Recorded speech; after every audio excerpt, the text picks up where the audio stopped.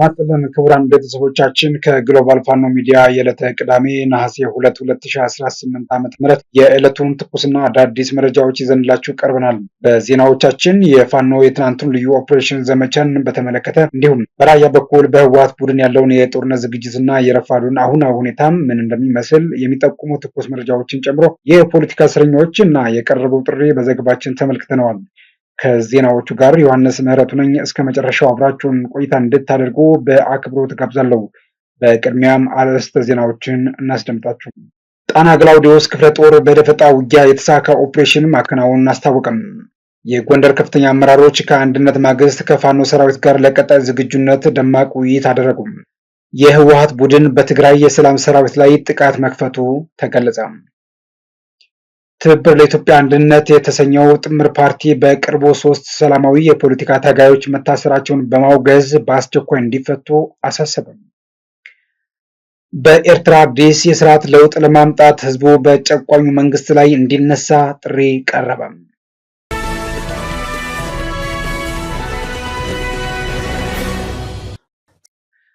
አሁን ደግሞ በዝርዝር ወደ ምንመለከተው ቀዳሚው ዜና እናልፋለን።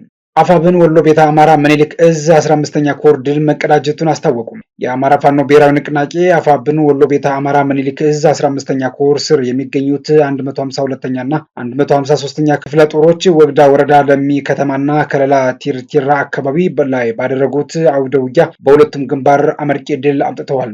በጥቃቱ ብዛት ያላቸው የመከላከያ አባላት የጨው ዘር እንደሆኑ ከአካባቢው የሕክምና ተቋማት በተገኘው መረጃ መሰረት ቀላል የማይባል ቁጥር ያላቸው የአገዛዙ ቅጥረኞች ቆስለው ሆስፒታል መግባታቸውን ለማወቅ ተችሏል።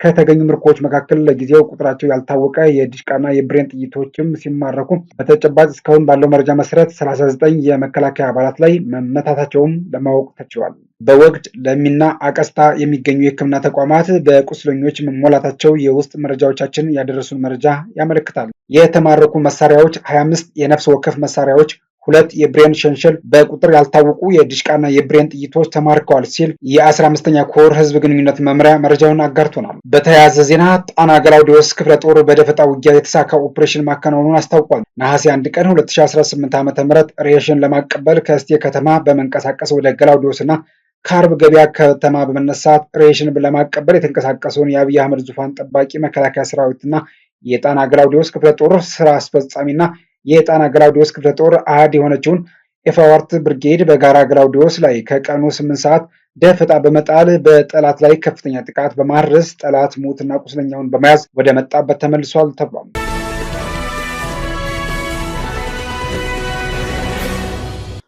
ይህ በእንዲህ እንዳለም ዳግማዊ ቴዎድሮስ 5ኛ ኮር ጎንደሬ በጋሻው ክፍለ ጦር ከጎንደር አንድነት ማግስት በሙሉ አቅማችን ለውጊያ ዝግጁ ነን ሲሉ አርበኛ ወርቁ ዘገየ ተናግሯል። ከአፋብን ጎንደር ጠቅላይ ግዛት በላይ እዝ አንድነት ማግስት በሙሉ አቅማችን በአንድነት የብልጽግናን ስርዓት ለመደምሰስ እና የአማራ ህዝብን የህልውና ትግል ዳር ለማድረስ የግዙፍ ጎንደሬ በጋሻው ክፍለ ጦር ዋና አዛዥ አርበኛ ወርቁ ዘገየ ተናግሯል። ጎንደሬ በጋሻው ክፍለ ጦር ሰፊ ቀጠና ይዞ የጎንደርን አንድነት ለማምጣት ከፍተኛ ስራ ከሰሩ ክፍለ ጦሮች መካከል አንዱ ሲሆን የጎንደርን ስምና ክብር የሚመጥን ትግሉን ከፊት ሆኖ መምራት እንዲችል ከደንቢያ እስከ ወገራ ድረስ ከአመራር እስከ አባል ገብረን የጎንደርን አንድነት እንዲመጣ አድርገናል። ከእንግዲህ በተናጠል ሳይሆን በጋራ ጠላታችንን እናጠፋለን። በልዩነት የሚባክን ጊዜና የሰው ኃይል የለም ሲልም ተናግሯል። አርበኛው እንደተናገረው በክፍለ ጦራችን ስር ያሉ ሁሉም ብርጌዶች ከአፋብን ጎንደር ጠቅላይ ግዛት በላይ እዝ ለሚሰጡ ወታደራዊ ትዕዛዞችና ግዳጆችን ለመቀበል 24 ሰዓት ዝግጁ ናቸው ሲልም ለመላው የእዙ አመራርና አባላት መልእክቱን አስተላልፏል። ከዚሁ ከፋኖ መረጃ ሳንወጣ የጎንደር ከፍተኛ አመራሮች ከአንድነት ማግስት ከፋኖ ሰራዊት ጋር ለቀጣይ ዝግጁነት ደማቅ ውይይት አደረጉ። ነሐሴ 1 2018 ዓ.ም ዳግማዊ ቴዎድሮስ 5ኛ ኮር መብረቅ ክፍለ ጦር ፋናዬ ውቤ ክፍለ ጦር ጋር አፋብን የጎንደር ጠቅላይ ግዛት በላይ እዝ ከፍተኛ አመራሮችና የድርጅት የበላይ ምክር ቤት አባላት ከፋኖ ሰራዊት ጋር በመገናኘት ወሳኝ መልእክቶችን አስተላልፈዋል። አመራሮቹ ከሰራዊቱ ጋር ቀጥተኛ ግንኙነት በመፍጠርም ጠንካራ አንድነት በይፋ የተበሰረ ሲሆን ጥልቅ ውይይቶች ማድረጋቸውንም ለማወቅ ተችሏል። አንድነትን ማጠናከር ከዚህ ቀደም የነበሩ ክፍተቶችንና የአሰራር ጉድለቶችን በመታረም የኃይልና የአስተሳሰብ አንድነትን ከፍ ለማድረግ ቆርጠው መነሳታቸው አመራሩና ሰራዊቱ በአንድነት ስለመቆሙም ተገልጿል። ባለፉት ጊዜያት የነበሩ ክፍተቶችንና ድክመቶችን ዳግም ላለመድገም ጠንካራ የትኩረት አቅጣጫዎችን አመራሩ አስቀምጧል ሲሉም ገልጸዋል።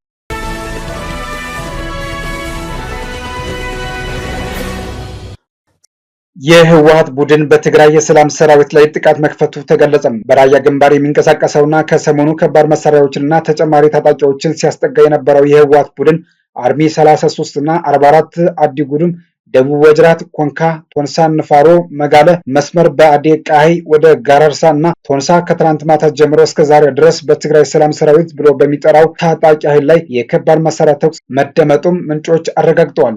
ራሱን የትግራይ ሰላም ሰራዊት በሚል የተደራጀው ታጣቂ ኃይል ወደ መቀሌ ለመግባት ዝግጁ መሆኑን ከሳምንት በፊት ማሳወቁ የሚታወስ ሲሆን ህወሓት በበኩሉ ደግሞ ለትግራይ የሰላም ሰራዊት የምህረት ልናደርግላችሁ ጥሪ አቅርቦ ጥሪውን የማትቀበሉ ከሆነ ግን ከጠላቶቻችን ጋር ትመታላችሁ ሲል መዛቱ የሚታወስ ነው። በተያያዘ ዜና የህወሓት ቡድን በትግራይ ክልል በመቀሌና ሀገረ ሰላም ባሉ ከተሞች ከፍተኛ ቁጥር ያላቸውን ወጣቶች በግዳጅ እያፈሰ እንደሆነ ተገልጿል። የህወሓት ቡድን በትግራይ ክልል በመቀሌና ሀገረ ሰላም ባሉ ከተሞች ከፍተኛ ቁጥር ያላቸውን ወጣቶች በግዳጅ እያፈሰ ነው ሲሉ የአረና ፓርቲም ገልጿል። ላለፉት ወራት በትግራይ ክልል ወጣቶች ላይ የግዳጅ ወታደራዊ አፈሳ ሲፈጽም መቆየቱ የሚነገረው የህወሓት ቡድን አሁንም አፈሳውን አጠናክሮ መቀጠሉን የሚያመለክቱት መረጃዎችም እየወጡ ነው። መሰረቱን በትግራይ ክልል ያደረገው የአረና ፓርቲ ሊቀመንበር አቶ አምዶም ገብረስላሴ በማህበራዊ ትስስር ገጻቸው እንዳጋሩት ከሆነም የህወሓት ቡድን ትናንት በመቀሌና በሀገረ ሰላም ከተሞች የወጣቶችን አፈሳ እያካሄደ ነው ሲሉ ገልጸዋል። በዚህም በመቀሌ በአዲ ሀቂ አንደኛ ደረጃ ትምህርት ቤት አካባቢ በደብረ ዳሞ ሰፈርና ወደ አዳ አቡነ አረጋዊ ቤተክርስቲያን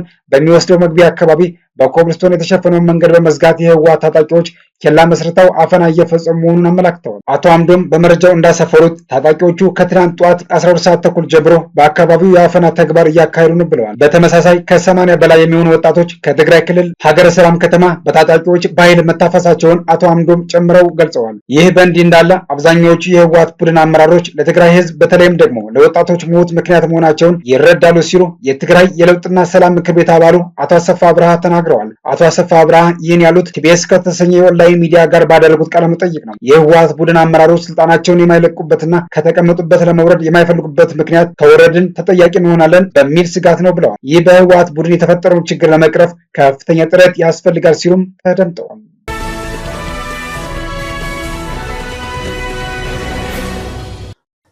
ትብብር ለኢትዮጵያ አንድነት የተሰኘው ፓርቲ በቅርቡ 3 ሰላማዊ የፖለቲካ ታጋዮች መታሰራቸውን በማውገዝ በአስቸኳይ እንዲፈቱ አሳሰበም። ትብብር ለኢትዮጵያ አንድነት የተሰኘው ፓርቲ ስብስብ ባወጣው መግለጫ እንዳስታወቀው ድርጊቱ በሀገሪቱ የፖለቲካ ምህዳር ላይ ከፍተኛ አሉታዊና አደገኛ ጫና እንደማያሳድር ገልጾ መንግስት የታሰሩትን ግለሰቦች ያለ ቅድመ ሁኔታ እንዲፈታ አሳስቧል። ስብስቡ በዚህ ወቅታዊ መግለጫው የሰላማዊ ትግል በሮችን በሙሉ ዘግቶ የጦርነት በሮች እንዲከፈቱ ሳይታክት የሚሰራ አለ ወይ ሲል ጠንከር ያለ ጥያቄ አቅርቧል። ስብስቡ ትናንት ነሐሴ 1 ቀን 2018 ዓ.ም ባወጣው መግለጫ እንዳመላከተው በሰላማዊ ፖለቲካ ትግል ለውጥ ማምጣት ይቻላል ብለው የሚያምኑት አቶ አበባ አካሉ፣ አቶ ይስሐቅ ወልዳይና ጠበቃ አበራ ንጉስ ሐምሌ 27 ቀን 2018 ዓ.ም ለእስር መዳረጋቸው በህዝቡ ዘንድ ከፍተኛ ድንጋጤን ፈጥሯል።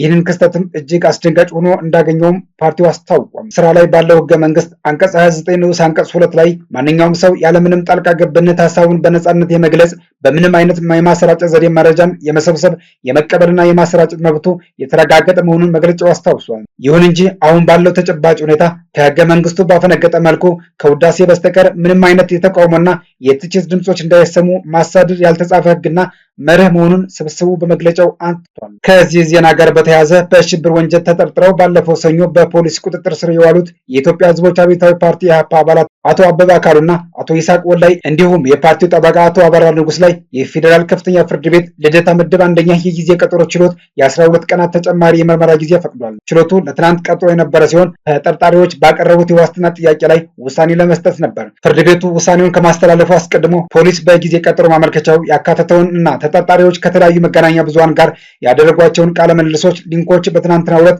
እንዲያቀርቡ ትዕዛዝ መስጠቱም ይታወሳል። የፌዴራል ፖሊስ ከትናንት በስቲያ ረቡዕ ለፍርድ ቤቱ ባቀረበው ማመልከቻ ላይ ተጠርጣሪዎቹ የብሔርና የሃይማኖት ግጭትን ለመፍጠር በማሰብ በውጭ ሀገር በሚገኙ መገናኛ ብዙሃን ሐሰተኛ ፕሮፓጋንዳ ሲያሰራጩ ነበር የሚል ውንጀላ አቅርቦ ነበር። ከመገናኛ ብዙሃኑ መካከል በፖሊስ ማመልከቻው ላይ በስም የተጠቀሱት አንከር ሚዲያ፣ ኢትዮ ፎረም እና ኢትዮ 360 መገናኛ ብዙሃን ናቸው። ከመገናኛ ብዙሃን ጋር የተደረጉ ቃለ ምልልሶችን በተመለከተ ፍርድ ቤቱ በሰጠው ትዕዛዝ መሰረት ፖሊስ ሊንኮችን ለችሎቱ ማቅረቡን የተጠርጣሪዎቹ ጠበቃ አቶ ሰለሞን ገዛኸኝ ለኢትዮጵያ ኢንሳይደር ገልጸዋል። ተጠርጣሪዎቹ ከተለያዩ መገናኛ ብዙሃን ጋር አድርገዋቸዋል የተባሉትን ቃለ ምልልሶች ያደመጠው ፍርድ ቤቱ ንግግሮቹ በሽብር ወንጀል ለመጠርጠር መነሻ ይሆናሉ ማለቱን አቶ ሰለሞን አስረድተዋል።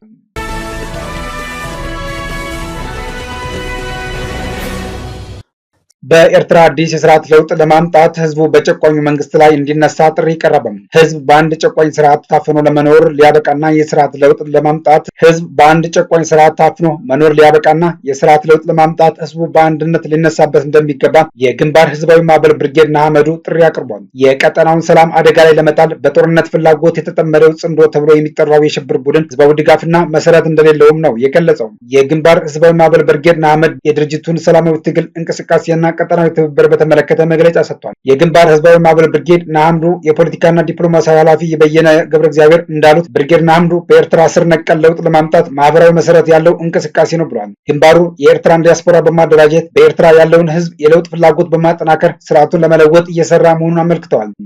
የተወደዳችሁ የግሎባል ፋኖ ሚዲያ ቤተሰቦቻችን ለዕለቱ የያዝናቸው ዜናዎቻችን ይህን ይመስሉ ነበር።